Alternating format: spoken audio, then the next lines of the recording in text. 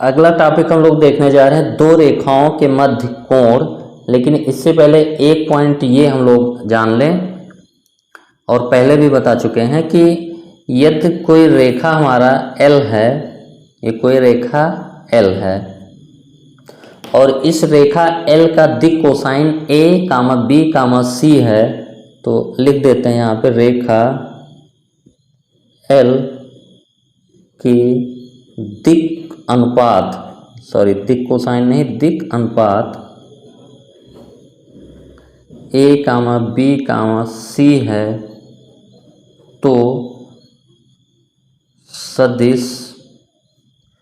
सदिश AI plus BJ plus C के रेखा L के समांतर होगा।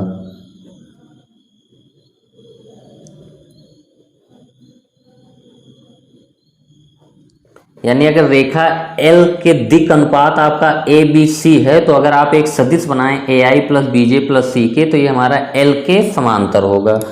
और इसी का उल्टा भी होता है कि अगर सदिश आपका AI plus BJ plus C के का दिक् अनुपात A, B, C होता है। ये पॉइंट आपको जो है प्रूव भी कर चुके हैं और समझा भी चुके हैं। बस यहाँ पे हमको ध्यान रखना है कि अगर कोई रेखा L है और उसकी दिक् अनुपात ABC है, तो आप जो सदिश AI plus BJ plus C के बनाओगे, ये हमारा क्या होगा, उस रेखा L के समांतर होगा। और अगर आपका कोई सदिश AI plus BJ plus C के है, तो इसका दिक् अनुपात A, B, C ले सकते हैं हम लोग। तो अब हम लोग आते हैं अपने मूल टॉपिक पे, दो रेखाओं के मध्य कोण। हेडिंग हमारा क्या रहेगा, दो रेखाओं के मध्य कोण।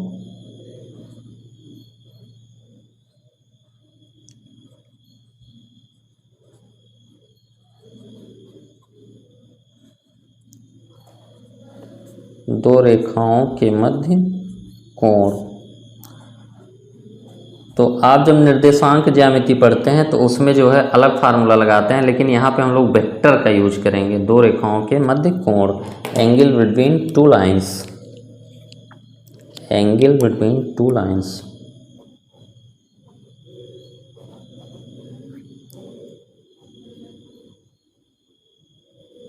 एंगल बिटवीन टू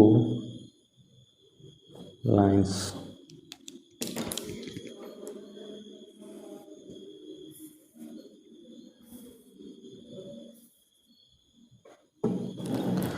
तो दो रेखाओं के मध्य कोण हमको निकालना रहेगा। तो जिन रेखाओं का कोण निकालना रहेगा के बीच का कोण, उनके दिक् कोसाइन आपको, दिक् अनुपात या दिक् कोसाइन आपको पता होगा, दिया होगा। ठीक है, तो हम लोग इसमें अपना लिख लेते हैं कि मान लीजिए, माना L1 और L2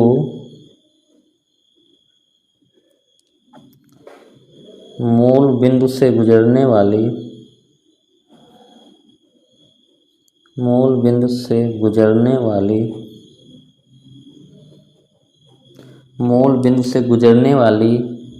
दो रेखाएं हैं,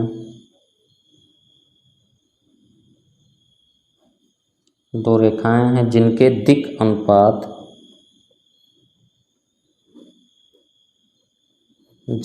दिक् अनुपात A1, B1, C1 और A2, B2, C2 हैं।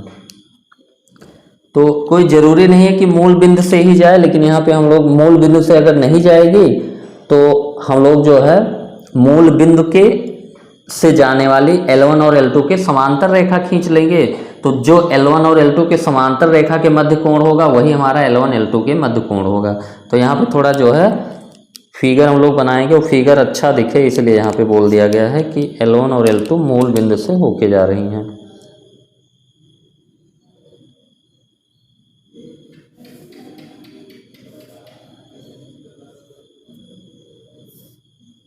ये X axis, Y axis, Z axis, दो रेखाएं हमारे पास L1 और L2, दोनों मूल बिंदु से होके जा रहे हैं, ये हम लोग मान चुके हैं। तो दो लाइन यहाँ पे बना दे रहे हैं।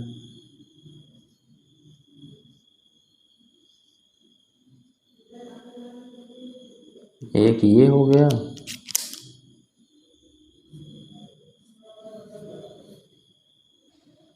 एक ये, दो लाइन हो गया। एक का नाम हम लोगों ने रख दिया L1 मान लेते हैं, ये है, और ये L2 है। और इनके बीच में जो कोण बन रहा है वो हम लोग मान लेते हैं कि थीटा है। लाइन तो दोनों साइड में इन्फानाइट तक जाती है। और ये हमारा मूल बिंदु है। तो L1 और L2 के दिक् कोसाइन हमको पता है, दिक् अनुपात पता है।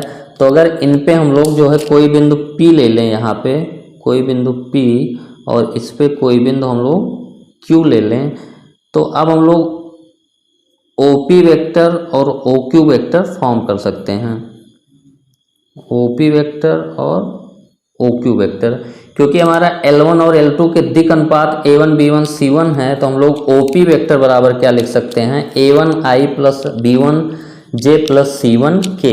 तो यहाँ से हम लोग क्या लिखेंगे, एक पॉइंट इसमें और लिखेंगे कि L1 पर कोई बिंदु P तथा L2 पर कोई बिंदु Q लिया। अब हम लोग जानते हैं कि L1 के दिक् कोसाइन पता है, तो अगर आप दिक् अनुपात A1I plus B1J plus C1 के एक वेक्टर अगर लें हम, तो ये हमारा इस L1 यानी OP वेक्टर के पैरेलल होगा, या OP वेक्टर के रूप में हम लोग लिख सकते हैं।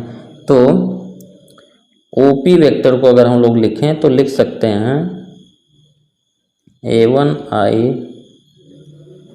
प्लस B1J प्लस C1 के, और OQ वेक्टर हम लोग लिख सकते हैं A2I plus B2J plus C2 के, क्योंकि A1I plus B1J plus C1 के जो वेक्टर होगा वो हमारा इस L1 के पैरेलल होगा, और A2I plus B2J plus C2 के हमारा जो होगा वो OQ के पैरेलल होगा। तो जो हमारा L1 और L2 के बीच का एंगल होगा वही इन दोनों के समांतर जो वेक्टर मिल रहे हैं उनके बीच का भी एंगल होगा। तो हमारा जो थीटा एंगल हमको जो निकालना है वो एक्चुअली OP वेक्टर और OQ वेक्टर के बीच का कोण है। तो दो वेक्टर के बीच का कोण निकालने का फार्मूला हम लोगों को पता है कि दो वेक्टर सदिश, ये यहाँ पे लिख देते हैं, सदिश A तथा B के बीच का कोण अगर थीटा है तो जो कॉस थीटा हम लोग जानते हैं डॉट प्रोडक्ट से, ये हमारा क्या होता है A dot B upon mod A mod B। क्योंकि A डॉट B हम लोग डिफाइन कैसे करते हैं, दो वेक्टर A और B का dot product A dot B equal to mod A mod B cos theta. Theta A और B के बीच का कोण होता है, थीटा A तथा B के बीच का कोण है, के बीच का कोण है। तो cos theta equal to A dot B upon mod A mod B। तो यहाँ से हमारा जो कॉस थीटा आएगा जो हमको चाहिए, cos theta equal to OP dot OQ upon modulus of OP into modulus of OQ। तो यहाँ से हमारा जो कॉस थीटा की वैल्यू हमको जो चाहिए, फार्मूला हमारा क्या हो जाएगा, OP डॉट OQ, और दो वेक्टर का डॉट प्रोडक्ट करने के लिए I वाले को I के साथ गुणा करते हैं, यानी A1 A2 plus B1 B2 plus C1 C2 upon OP का मैग्नीट्यूड हमारा क्या होगा, under root of A1 square plus B1 square plus C1 square, और OQ का मैग्नीट्यूड होगा A2 square plus B2 square plus C2 square. तो ये हमारा फार्मूला आ गया फाइनली कि दो सदिश दो रेखाएं L1 और L2 के बीच का कोण, जबकि L1 और L2 के दिक् अनुपात हमारा A1 B1 C1 और A2 B2 C2 दिए हुए हैं। तो ये कॉस थीटा, अगर साइन थीटा निकालना होगा तो कॉस थीटा पता है वैल्यू, तो साइन थीटा भी आप निकाल सकते हैं। Sine theta equal to √1 minus cos square theta. तो ये हमारा बेसिक फार्मूला आ गया कि दो लाइन जिनके दिक् अनुपात दिए हुए हैं उनके बीच का कोण है। तो यहाँ पे हम लोग बगल में लिख लेते हैं फार्मूला किसके लिए है। रेखा L1 तथा L2 के बीच का कोण जिनके दिक्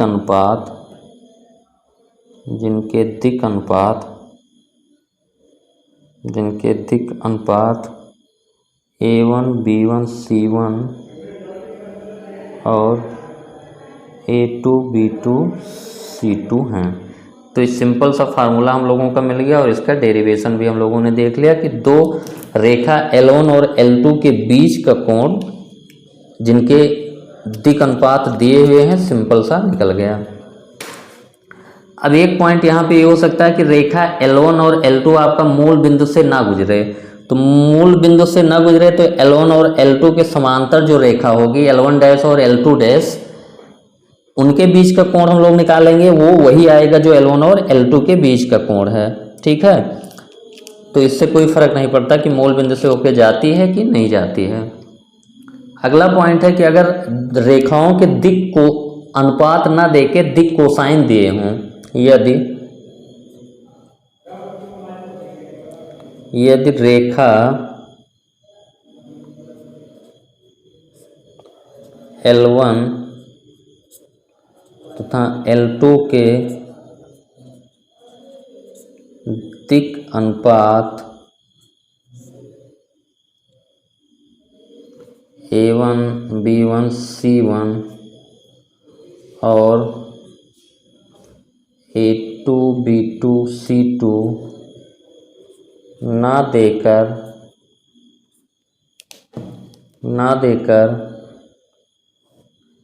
दिक् कोसाइन जिसको हम लोग L1 M1 N1 और L2 M2 N2 दिए हों तब, यानी यहाँ पे हमारा अगर दिक् अनुपात ना देके दिक् कोसाइन दिया हो तो फार्मूले में हमारा क्या चेंज आएगा। तो हम लोग जानते हैं कि दिक् कोसाइन की समानुपाती संख्याओं को दिक् अनुपात कहा जाता है।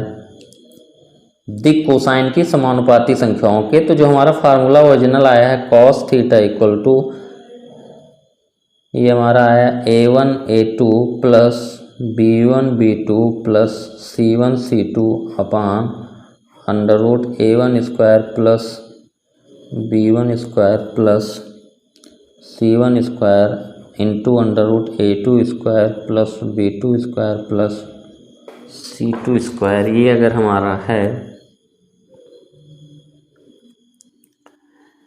तो यहाँ पे अगर हम लोग A1 B1 C1 क्या है, ये हमारे दिक् अनुपात हैं। A1 B1 C1 और A2 B2 C2 ये हमारे क्या हैं, दिक् अनुपात हैं।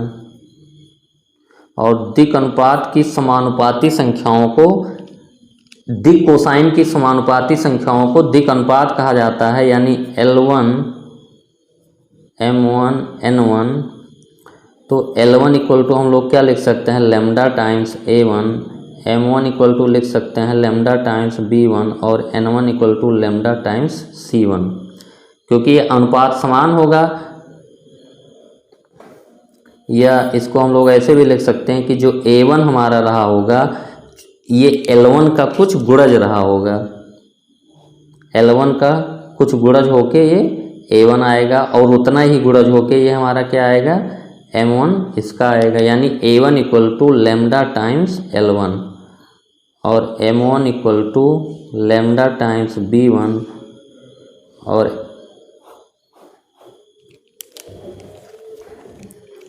इसको फिर से समझिए A1 B1 C1 और A2 B2 C2 हमारे दिक् अनुपात हैं, और L1 M1 N1 और L2 M2 N2 हमारे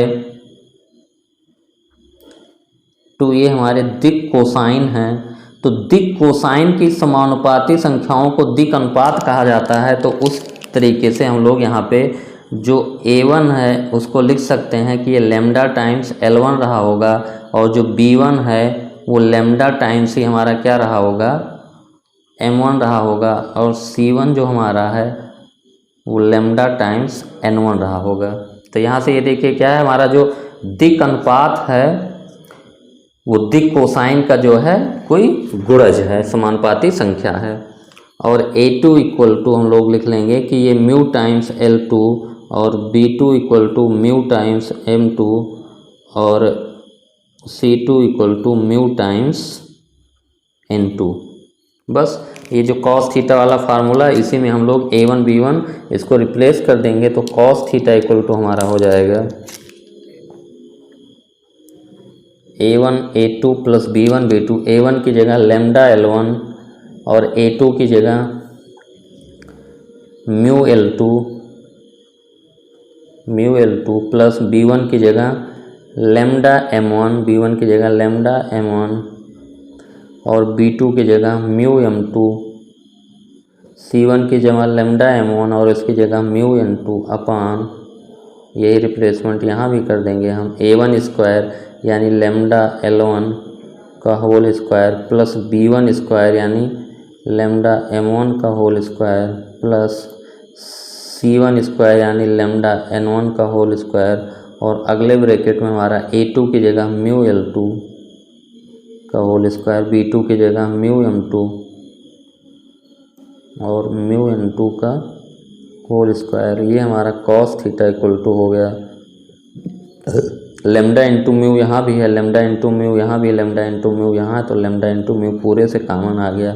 ये हमारा L1 L2 plus M1 M2 plus N1 N2 upon under root of lambda lambda lambda यहाँ है तो लैम्डा स्क्वायर तीनों से बाहर होगा, और जो बाहर जाएगा वो लैम्डा जाएगा, और अंदर बचेगा हमारा L1 square plus M1 square plus N1 square. यहाँ म्यू स्क्वायर, यहाँ म्यू स्क्वायर, यहाँ म्यू स्क्वायर, तीनों से म्यू स्क्वायर कामन, तो बाहर अंडर रूट के जाएगा म्यू, और अंदर हमारा क्या L2 square plus M2 square plus N2 square. तो लैम्डा इंटू म्यू ख़त्म हो गया, तो कॉस थीटा इक्वल टू हमारा आ गया L1 L2 plus M1 M2 plus N1 N2 अपान 1 इंटू 1 हम लोगों ने क्यों कर दिया, क्योंकि L square plus M square plus N square जो हमारे दिक् कोसाइन के होता है इसकी वैल्यू 1 हो जाती है। L2 square plus M2 square plus N2 square equal to 1। ये फार्मूला हम लोग पहले ही कर चुके हैं। तो यहाँ से जो हमारा फार्मूला आ गया cos theta equal to L1 L2 plus M1 N2 plus L1 L2 plus M1 M2 plus N1 N2। ये 1 इंटू 1 नीचे 1 ही हो गया। तो अगर हमारा रेखा के दिक् कोसाइन L1 M1 N1 और L2 M2 N2 हो तो हमारा जो एंगल हो जाता है दोनों के बीच में cos theta equal to L1 L2 plus M1 L2 plus N1 N2।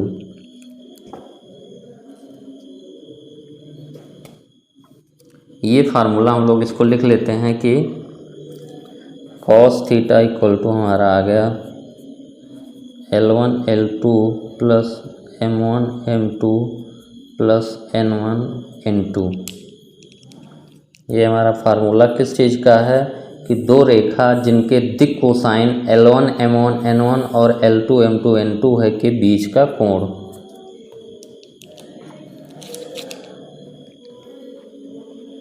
दो रेखाओं जिनके दिक् कोसाइन L1 M1 N1 और L2 M2 N2 हैं के बीच का कोण। तो इस फार्मूले से हम लोग दो रेखाओं के बीच का कोण एकदम सिंपली निकाल लेंगे।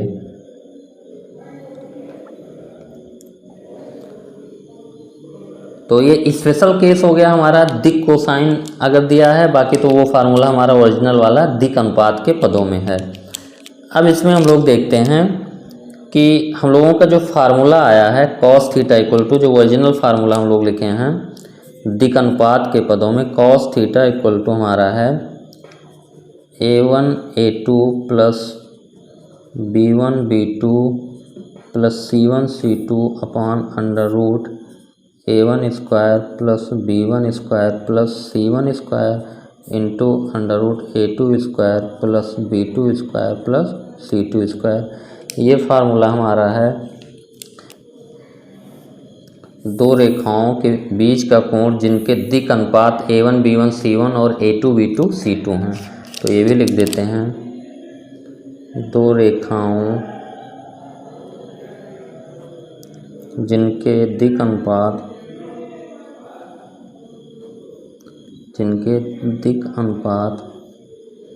a1 b1 c1 और a2 b2 c2 हैं के बीच का कोण।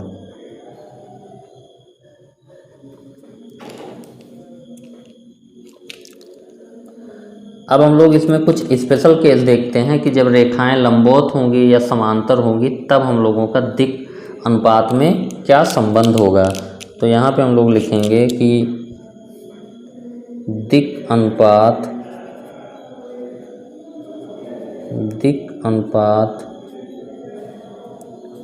a1 b1 c1 और a2 b2 c2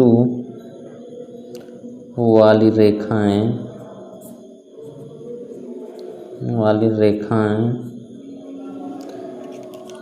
पहला कंडीशन हम लोग लेंगे जब लंबवत होंगी। पहली स्थिति हम लोग लेंगे लंबवत हैं।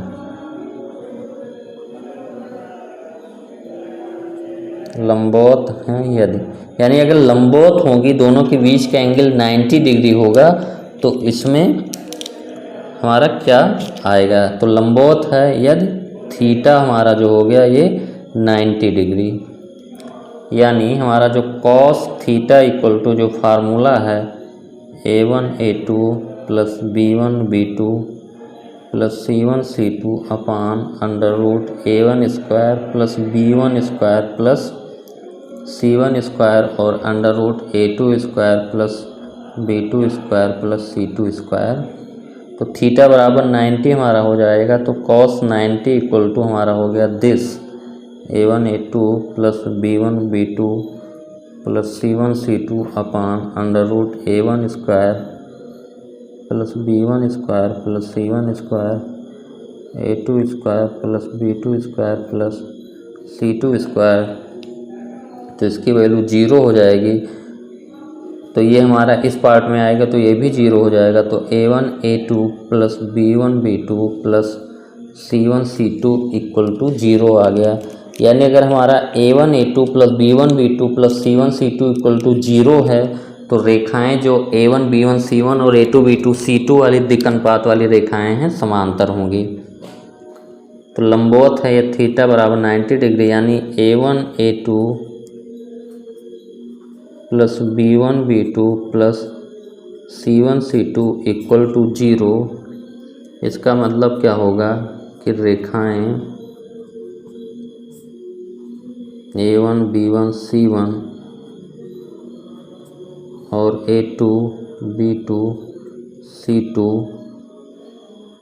लंब हैं। यानी अगर लंब हैं दोनों तो a1 a2 plus b1 b2 plus c1 c2 equal to 0 होगा। अगर दिस इक्वल टू 0 है तो रेखाएं लंब होगी। ये पहला पॉइंट हो गया। समांतर दूसरा पॉइंट हम लोगों का होगा कि समांतर हैं। समांतर का मतलब कि दोनों के बीच का एंगल 0 डिग्री है। तो दूसरा पॉइंट हम लोग लिखेंगे, दूसरा समांतर हैं। समांतर होने का मतलब क्या होता है, theta equal to 0 degree.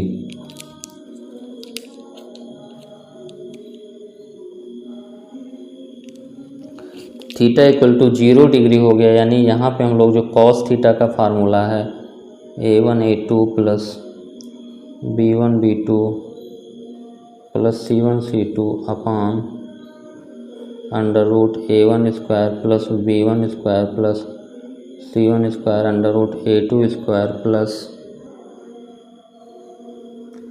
B2 square plus C2 square. तो कॉस 0, यहाँ थीटा बराबर 0 रखेंगे तो कॉस 0 की वैल्यू हमारी क्या हो जाएगी, ये 1 हो जाएगी। तो 1 equal to A1 A2 plus B1 B2 plus C1 C2 upon A1 square plus B1 square plus C1 square under root A2 square plus B2 square plus C2 square.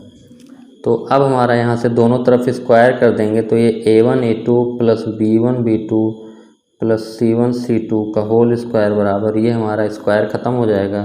तो A1 square plus B1 square plus C1 square into A2 square plus B2 square plus C2 square, और A plus B plus C के whole square से open करेंगे तो A1 A square plus B1 B2 का square plus C1 C2 का square plus A plus B plus C का whole square का formula यहाँ साइड में लिख देते हैं, पता ही होगा आपको लगभग जहाँ तक। A plus B plus C का होल स्क्वायर हमारा होता है A square plus B square plus C square plus 2AB plus 2BC plus 2CA।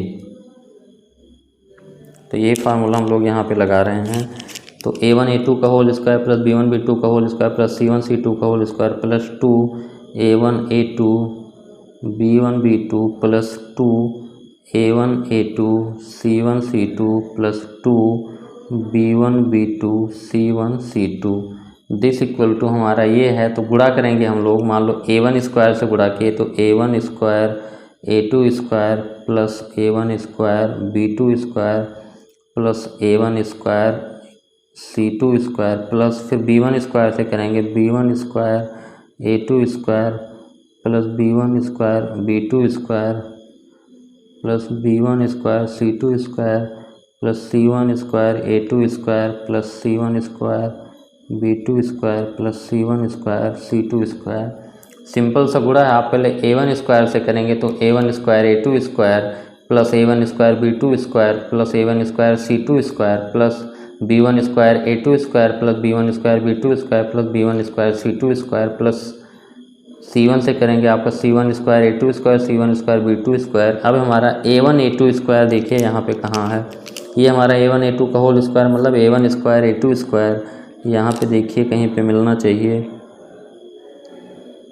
ये हमारा है A1 स्क्वायर A2 स्क्वायर ख़त्म। B1 स्क्वायर B2 स्क्वायर यहाँ पे कहाँ है, ये ख़त्म।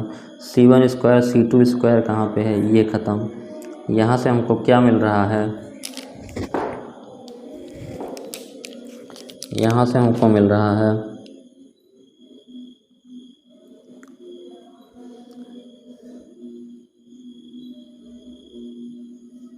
A1 A2 B1 B2 plus A1 A2 C1 C2 plus B1 B2, ये दिस इक्वल टू ये हमारा 1 2 3 4 5 6 टर्म मिल रहा है।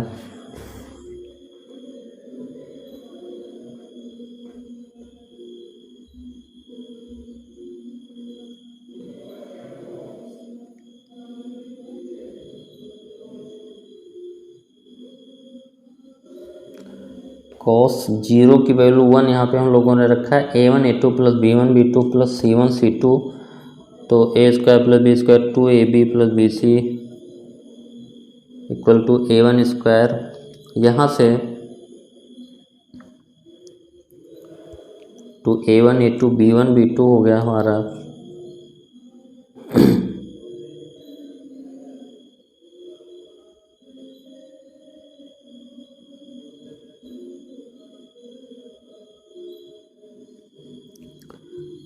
अब हम लोग इसको क्या करते हैं, जो बचा है इसको हम लोग पहले लिख लेते हैं। ये हमारा है 2 A1 A2 B1 B2 plus 2 A1 A2 C1 C2 plus 2 B1 B2 C1 C2 और दिस इक्वल टू हमारा है A1 square B2 square plus A1 square C2 square plus B1 square A2 square plus B1 square C2 square plus C1 square A2 square plus C1 square B2 square. यहाँ तक हम लोग पहुँच गए। अब देखिए A1 स्क्वायर B2 स्क्वायर है और हमारा B1 स्क्वायर A2 स्क्वायर है, यानी ये हमारा A1 B2 plus B1 A2 का अगर होल स्क्वायर करें तो हमारा क्या आएगा। देखिए इसकी जगह पे ये जो 4 टर्म है और यहाँ से हमारा 2A1 A2 B1 B2 उधर चला गया। तो एक स्टेप इसमें और करते हैं आपका। ये हमारा जो क्या लिखा है A1 B2 का होल स्क्वायर, इसको हम लोग लिखते हैं और इसको क्या लिखते हैं B1 A2 का होल स्क्वायर, और ये हमारा उधर जाके माइनस हो जाएगा तो -2 A1 A2 B1 B2। तो एक टर्म हमारा ये मिल जाएगा प्लस फिर हमारा अगला टर्म हो जाएगा A1 C2 का whole square plus C1 A2 का whole square minus 2 A1 A2 C1 C2 plus अब C1 A2 और A1 C2 वाला हमारा ख़त्म हो गया। हमारे पास क्या बचा B1 C2 का whole square plus B2 C2 का whole square minus 2 B1 B2 C1 C2 और टोटल इक्वल टू हमारा क्या हो जाएगा 0 हो जाएगा। अब हमारा ये देखिए A square plus B square minus 2AB लिखा है, तो ये हमारा A1 B2 plus B1 A2 का minus A1 B2 minus B1 A2 का होल स्क्वायर हो गया। इसको आप ध्यान से देखिए। तो ये हम लोगों का जो पहला टर्म है इसको हम लोग क्या लिखेंगे A1 B2 minus B1 A2 का whole square plus A1 C2 minus C1 A2 का whole square plus B1 C2 minus B2 C1 हमारा होगा ये B1 C2 minus B2 C1 का whole square this equal to 0। अब whole square 3 पूर्ण वर्ग संख्याएं हमारी जो है 0 है, तो ये ऋणात्मक हो नहीं सकता, इसीलिए हमारा ये अंदर वाली संख्याएं तीनों क्या होनी चाहिए अलग अलग से 0 होनी चाहिए। क्योंकि एक इक्वेशन आपको इस टाइप का पढ़ना कि ये पढ़िए कि x माइनस a का whole square plus y minus b का whole square plus z minus c का होल स्क्वायर इक्वल टू 0 तभी होगा जब x equal to a and y equal to b and z equal to c। क्योंकि ये तीनों अलग अलग 0 होना पड़ेगा, पूर्ण वर्ग संख्याएं तीनों, तो तीनों अलग अलग 0 होगा, यानी A1 B2 minus B1 A2 equal to 0, A1 C2 minus C1 A2 equal to 0 और B1 C2 minus B2 C1 equal to 0। तो यहाँ से हमको मिल जाएगा कि A1 B2 यहाँ से सॉल्व करें तो A1 B2 equal to B1 A2, या B1 को इधर ले जाएं और B2 को इधर ले जाएं तो A1 upon B1 equal to ये हमारा आ गया A2 अपान B2, और यहाँ से इसको सॉल्व करें तो ये हमारा हो गया A1 C2 equal to C1 A2, C1 को इधर लाएं तो A1 upon C1 equal to A2 upon C2। Second वाला सॉल्व कर लिया हम लोगों ने, इसको सॉल्व करें तो B1 C2 equal to B2 C1, C1 को इधर लाएं तो B1 upon C1 equal to B2 upon C2। तो ये 3 इक्वेशन हम लोगों का आ गया 1 2 3। अब A1 अपान A2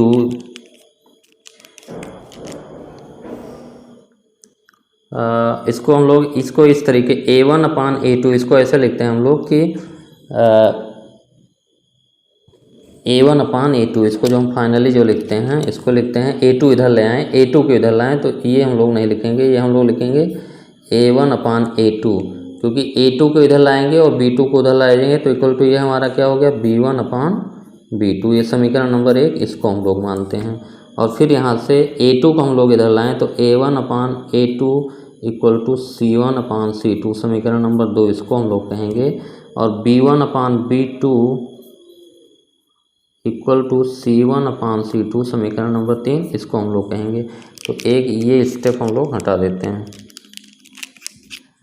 ये स्टेप हम लोग हटा देते हैं जो किया हम लोगों ने।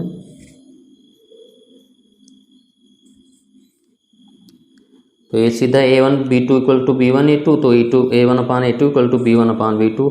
अब देखिए आपका A1 upon A2 B1 upon B2 के बराबर है और A1 upon A2 C1 upon C2 के बराबर है। इसका मतलब A1 upon A2 B1 upon B2 के बराबर होगा और यही हमारा C1 अपान C2 के बराबर होगा। तो समीकरण 1, 2 तथा 3 से तीनों को जो आप कंबाइन करेंगे कि A1 अपान A2 हमारा किसके बराबर है, B1 अपान B2 के बराबर है और यही B1 अपान B2 हमारा C1 अपान C2 के बराबर है। तब अब हम लोग कह देंगे कि A1 upon A2 equal to B1 upon B2 equal to C1 upon C2 condition होगा A1 B1 C1 और A2 B2 C2 वाली लाइन जब समांतर होंगी। तो हम लोग कहेंगे कि A1 B1 C1 और A2 B2 C2 वाली रेखाएं समांतर हैं यदि A1 upon A2 equal to B1 upon B2 equal to C1 upon C2। तो ये फार्मूला हम लोगों ने डेवलप किया है, ये फार्मूला आपका इम्पॉर्टेंट है। और ये कहाँ से आया एक बार थोड़ा ये आपका हो गया। तो हम लोगों ने दो रेखाओं के बीच का कोण पूरा ख़त्म कर लिया।